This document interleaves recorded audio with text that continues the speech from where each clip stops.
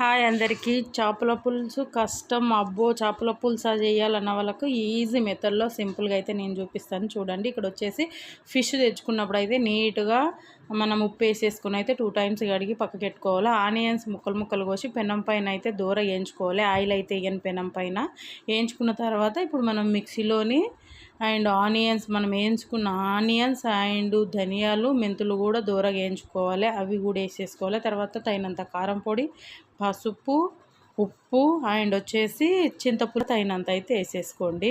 ఇంకా మనం స్టవ్ పైన గిన్నె పెట్టేసుకొని గిన్నెలో ఆయిల్ వేసి ఫస్ట్ అయితే మిరపకాయల సీడ్స్ అండ్ వచ్చేసి మిరపకాయలు వేసేసుకొని తర్వాత ఫ్రెష్ అల్లం వేయాలి. అల్లం వేసిన తర్వాత కొద్దిగా పోపులో కొత్తిమీర కూడా వేసుకోవచ్చు. నేనైతే పోపులో ఆయిల్లో కొత్తిమీర వేగుతుంది కాబట్టి టేస్ట్ బాగుంటుంది అనేసి అయితే వేస్తాను, లేదంటే లాస్ట్లో కూడా వేసేసుకోవచ్చు.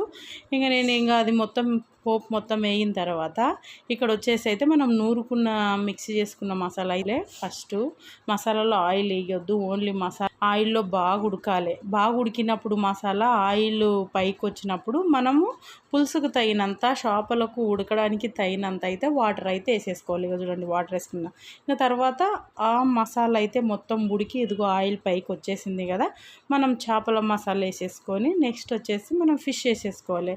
అంతే, ఓ 10 నిమిషాలు పెడితే ఫిష్ కర్రీ రెడీ. సింపుల్ ఉంది కదా. నచ్చితే ఒక చిన్న లైక్, అలానే మన ఛానల్ని సబ్స్క్రైబ్ చేసుకోండి.